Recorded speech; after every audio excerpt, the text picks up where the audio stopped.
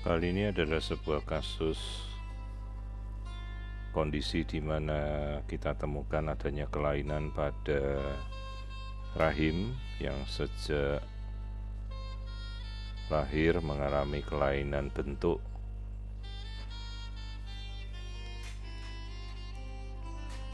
Jadi kondisi ini kebetulan kita temukan pada seorang ibu yang mengalami infertilitas primer, artinya sudah menikah sekian tahun belum memiliki putra, dan kemudian dicoba untuk melakukan HSG dengan bantuan X-ray atau ronsen, yang didapatkan kecurigaan bahwa rahimnya ternyata memiliki satu sisi. Namun kemudian dari teman sejawat yang mengirimkan memiliki pendapat yang lain, jadi menduga bahwa si ibu ini memiliki rahim ganda, di mana di sini kita bisa melihat struktur rahim yang pertama dan sebelah ini ada struktur rahim yang kedua.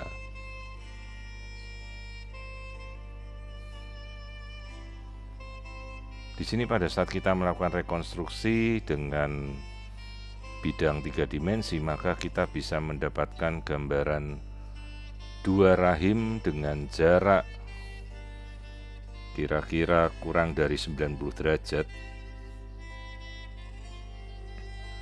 di mana rahim tersebut terbagi dua, rahim kanan dan rahim kiri. Ini yang kita temukan rahim kanan dan ini rahim kirinya, di mana rongga rahim tersebut menjadi nyatu di bagian tengah. Jadi ini adalah rongga rahim sisi kanan, rongga rahim sisi B.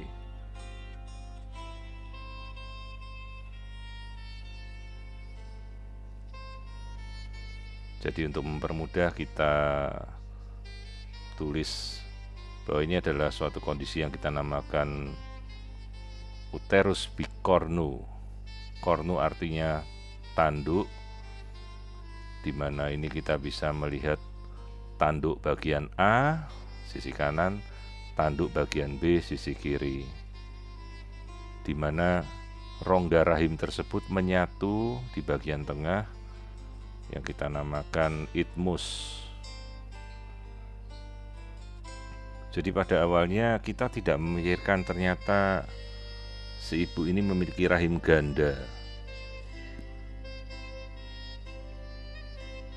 Dari beberapa teori dijelaskan bahwa ini adalah struktur rahim dengan uterus bicornuate atau uterus bicornu, yang umumnya memiliki satu mulut rahim, satu kanalis cervicalis, atau lebih tepatnya mulut rahimnya hanya satu.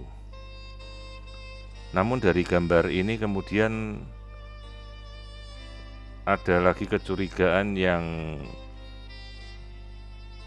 lebih dari teori yang kita dapatkan selama ini, bahwa ternyata si ibu ini memiliki rahim ganda dengan dua lubang kanalis cervicalis.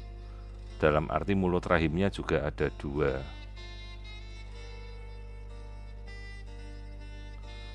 Jadi sebenarnya untuk proses bayi tabung tidak ada masalah, tinggal bagaimana sejawat yang berkecimpung dalam bidang IVF tersebut mau menaruh embrionya di sisi kanan atau di sisi kiri.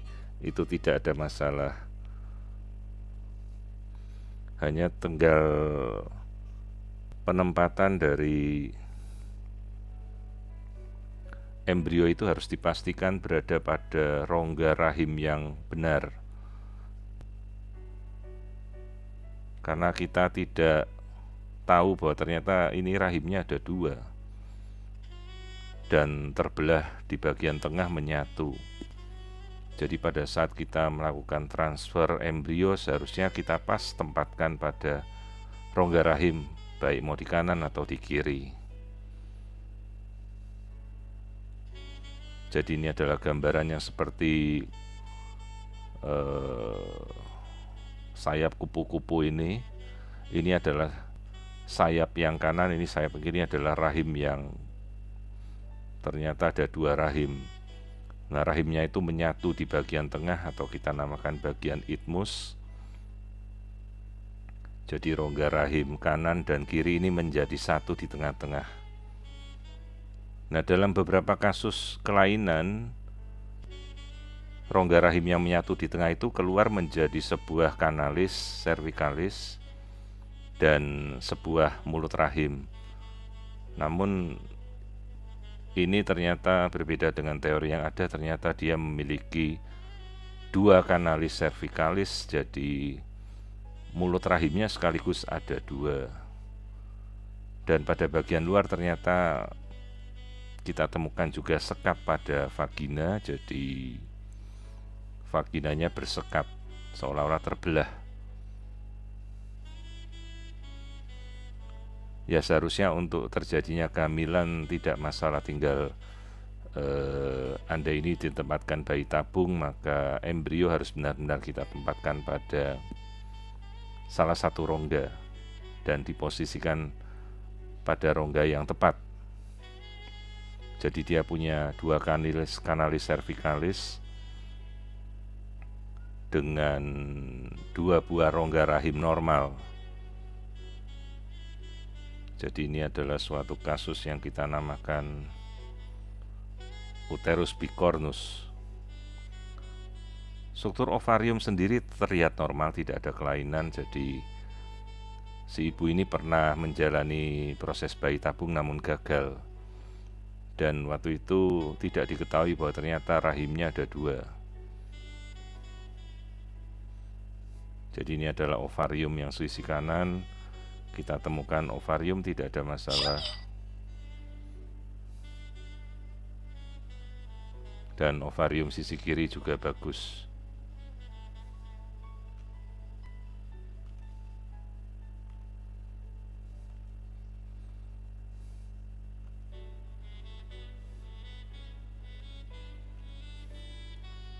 Nah, ini kita mencoba untuk melakukan rekonstruksi, melihat jadi dia memiliki dua buah rahim dan menyatu di tengah pada bagian isthmus. Rongga rahim kanan dan kirinya menyatu,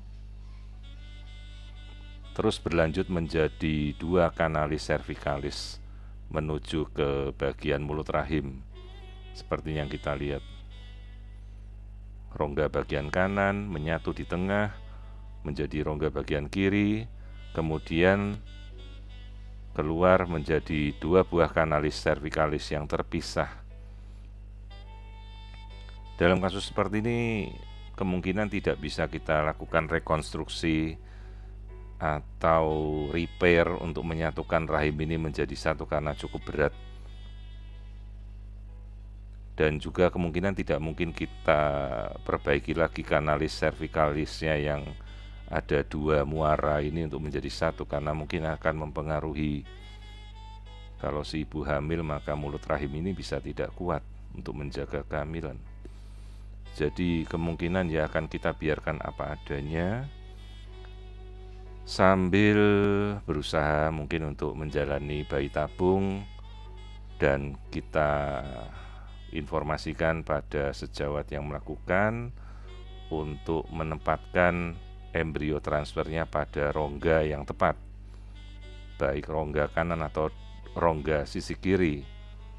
Jadi ini adalah uterus bicornus, menyatu pada bagian tengah di rongganya dan kemudian secara terpisah keluar menjadi dua buah mulut rahim dan dua kanalis cervicalis.